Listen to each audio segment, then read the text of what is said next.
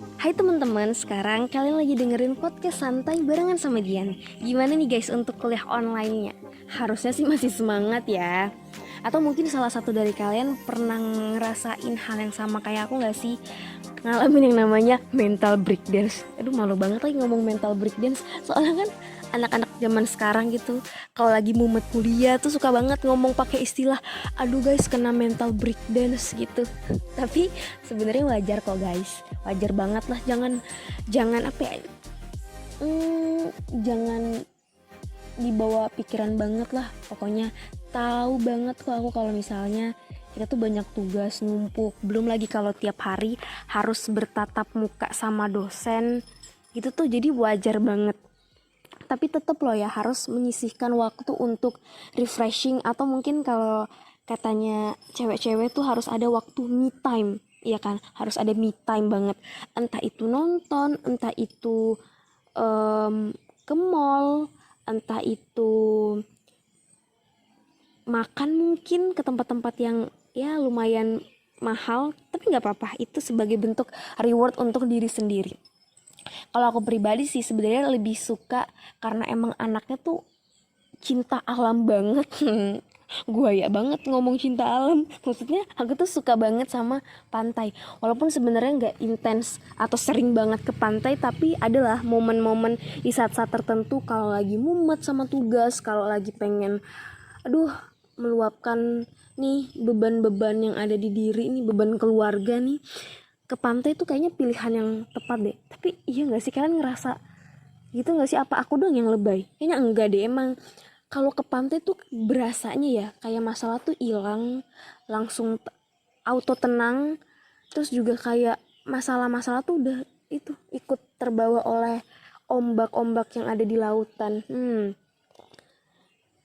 Oke, kalau misalnya juga ngomongin pantai nih, aku ngerasa kalau emang pantai itu bisa menjadi objek, ya objek wisata, dan juga apa ya, bisa ngasih dampak ekonomi sama masyarakat setempat. Itu ya, kalau kita lihat kan seperti kayak Pantai Kute, banyak banget masyarakatnya tuh yang mata pencariannya justru kayak di Pantai Kute kan, entah itu mereka ngebuat kayak restoran atau tempat nongkrong yang deket pantai, kemudian juga masyarakatnya ngadain jasa-jasa apa sih, kayak kepang-kepang rambut gitu. Jadi menurut aku kayak wah, pantai tuh emang potensinya besar banget sih untuk menaikkan ekonomi di masyarakat setempat loh ya.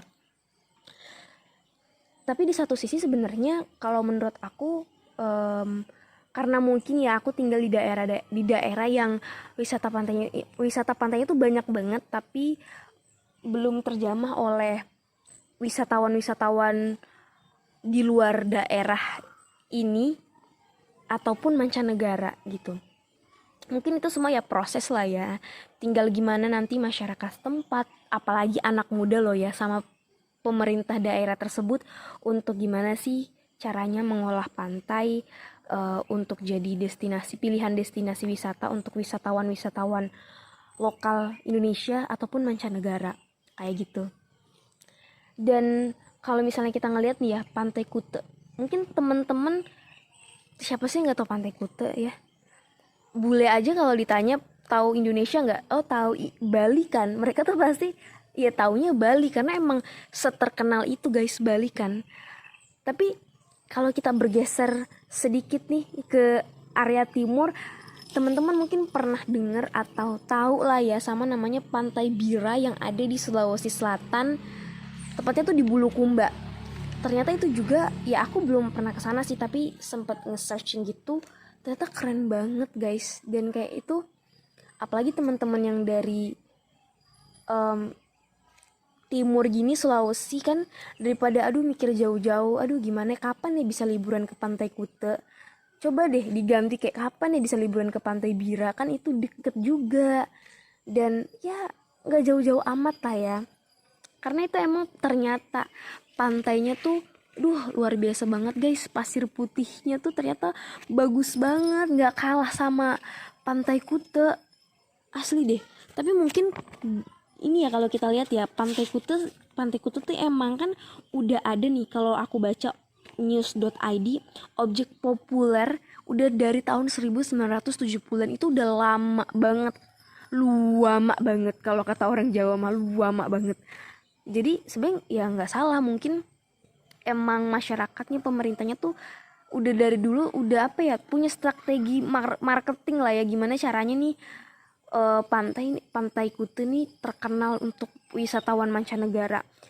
Dan emang apa ya, Kuta tuh kayak primadona gitu gak sih, kayak wisatawan lokal ataupun manca tuh emang menjadikan Kuta tuh sebagai primadona mereka. Dan emang keunggulannya sih menurut aku ya, ya ada sih, emang emang ombaknya terkenal bagus, pelayanannya lengkap banget, kayak ada restoran, penginapan yang view-nya keren banget deh ya. Dan juga emang apa ya, ketika ke Kuta tuh bawaannya emang tenang, dan apa ya, suasananya kayak masyarakatnya juga emang ramah-ramah ya, karena mungkin mereka tahu lah ya, karena udah lama banget nih dijadiin primadona dari tahun 1970 guys. Jadi masyarakatnya pasti tahu ya gimana caranya nge-treat para bule-bule ini untuk nyaman untuk berlibur atau bahkan memilih tinggal di Bali. Banyak sih kayak aku juga sempat ngeliat gitu, salah satu artis Korea memutuskan untuk tinggal di Bali, dan masyarakat artis-artis di ibu kota juga banyak kok yang memutuskan untuk menetap di Bali kayak gitu. Dan emang kalau kita lihat ya, Pantai Kuta sampai Pantai Bira juga, Pantai Kuta pantainya pasirnya putih, Pantai Bira juga gitu guys. Jadi mungkin kita nih masyarakat bisa lah ya untuk ganti destinasi pantai yang pengen dikunjungi, mungkin jangan ke Kute-Kute terus lah ya, bisa ke Pantai Bira kayak gitu. Kan bisa memajukan ekonomi masyarakat di daerah tersebut gitu, sama menduniakan lagi pantai. Jadi yang mendunia tuh bukan cuma Bali atau bahkan Pantai Kutenya, tapi seluruh pantai-pantai yang ada di Indonesia. Dan kalau misalnya ngomongin soal ekonomi juga, menaikkan ekonomi dari wisata pantai, teman-teman pernah denger gak sih atau tahu lah ya tentang ekowisata gitu? Tahu lah ya, harusnya tahu sih. Parah banget kalau nggak tahu tuh, parah banget, gila. Tapi kalau misalnya teman-teman mungkin yang lupa kali ya, aduh apa ya ekowisata itu? Pokoknya singkatnya adalah ekowisata itu adalah pariwisata yang berkonsepkan lingkungan. Jadi emang tetap walaupun ada pengembangan objek-objek wisata yang emang di pesisir pantai kayak gitu, tetap harus apa ya, menjaga atau memperhatikan pelestarian lingkungannya gitu. Dan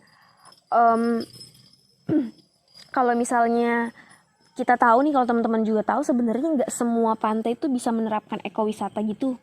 Dan aku sempet sih kayak baca gitu, kayak ekowisata di beberapa pantai tuh ada pelestarian penyu hijau di pantai Sukabumi gitu. Adalah di salah satu di Sukabumi gitu ya. Kemudian ada pantai di Aceh yang emang menjadikan penyu tuh sebagai ikonnya mereka guys. Jadi emang apa ya, ternyata ekowisata juga cukup apa ya, lumayan menjanjikan lah ya untuk menarik para wisatawan datang ke pantai daerah tersebut, ya nggak sih?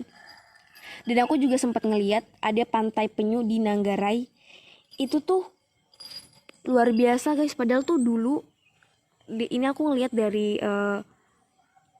langgama.id, ternyata tuh dulu itu adalah, itu gersang banget, bener-bener. Jadi ada salah satu komunitas tuh, mereka tuh bener-bener bergandengan ya, itu namanya LTC Amping Parak. Itu tuh emang bener-bener berusaha untuk mengembangkan kawasan yang sebenarnya tuh terkenal gersang banget, gersang dan nggak terjaga. Ternyata dari mereka menerapkan yang namanya ekowisata tuh bener-bener membuahkan hasil. Karena di tahun 2016 tuh ada sekitar 1.000 pengunjung datang ke kawasan pantai tersebut selama 1 pekan. Bayangin aja yo guys, 2016. Sekarang udah 2021. Karena emang ya gak semua pantai emang bisa menerapkan ekowisata, tapi jika emang berpotensi ya kayak gini, yang tadinya gersang pun gak terjaga, kalau emang bener-bener dikelola dengan baik, dikembangkan dengan baik juga, wah pasti betah sih ya untuk wisatawan-wisatawan lokal ataupun mancanegara yang datang ke situ.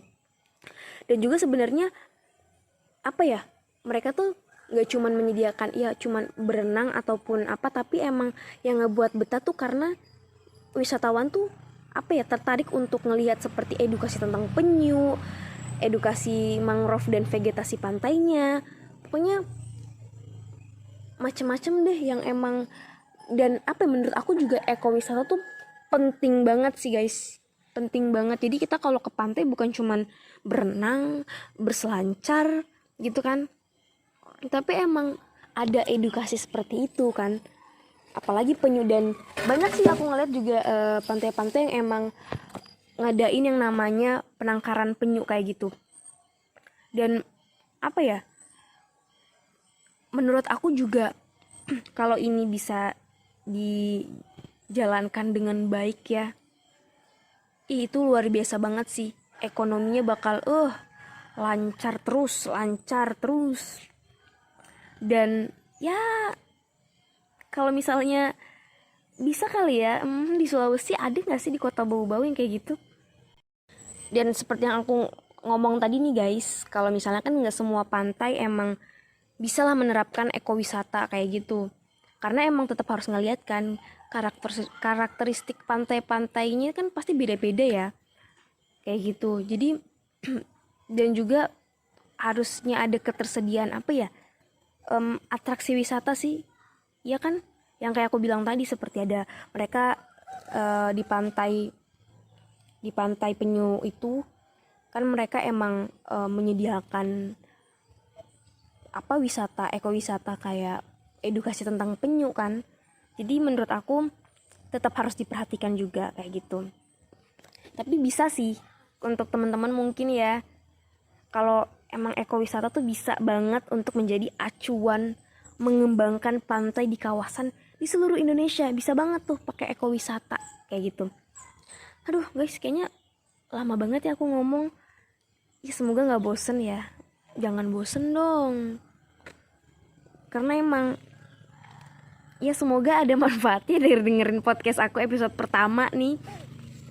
Tapi sebenarnya yang pengen aku sampein ya guys, di luar dari ekowisata dan lain sebagainya adalah semua wisata pantai yang ada di Indonesia tuh bisa banget dikelola dan dikembangkan dengan baik dan bisa menarik para wisatawan asing untuk datang ke wisata pantai yang ada di Indonesia. Tapi tetap harus digarisbawahi adalah harus memperhatikan kelestarian lingkungannya kayak gitu. Karena percuma dong kita pengen ngembangin objek apa yang ada di pantai, wisata pantai, apalah ngebuat penginapan, tempat makan yang view-nya langsung ke pantai tuh percuma banget kalau misalnya sempat aku singgung tadi menghancurkan apa yang udah ada di dasar laut, apa yang udah ada, yang udah diciptakan sama Tuhan lah ya, seperti terumbu karang. Kan kasihan ya kalau mati gitu, padahal kan pantai itu adalah surganya Indonesia. Kalau misalnya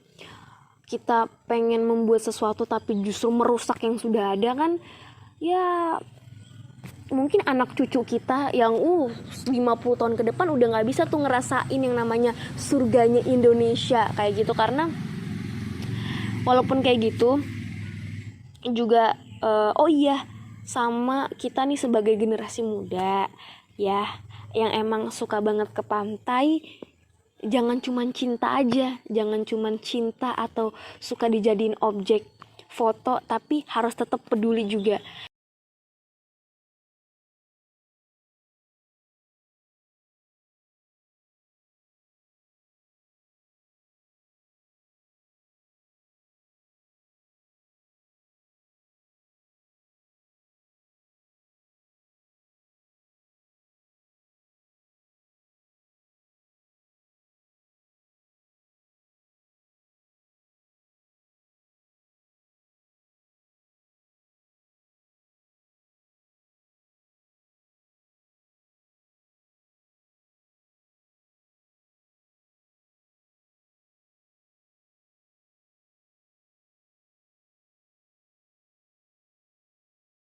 Mungkin kita nih sebagai generasi anak milenial banget gitu, mungkin bisa untuk nggak membuang sampah ketika ke pantai, atau bahkan mungkin boleh kali ya bareng-bareng sama temen membentuk sebuah komunitas untuk ke pantai membersihkan pantai kan, jadi biar para wisatawan tuh datang ke pantai seneng kan ngeliat wah bersih indah gitu, jadinya ekonominya juga tetap lancar bertahan lama, nggak cuman yang kayak aku bilang tadi kan viral sesaat doang kayak gitu. Apalagi kan kita menuju era emas maritim Indonesia nih teman-teman, jadi emang perlu banget sih kita bareng-bareng nih saling merangkul, baik itu pemerintah daerah ataupun kita nih sebagai masyarakat khususnya anak milenial gitu, untuk bisa melestarikan pantai, nggak cuma dinikmati aja kayak gitu. Dan oke deh guys, semoga ya ini bermanfaat untuk kalian dan gak bosan-bosan untuk mendengarkan podcast santai bareng Dian di episode-episode selanjutnya. Bye!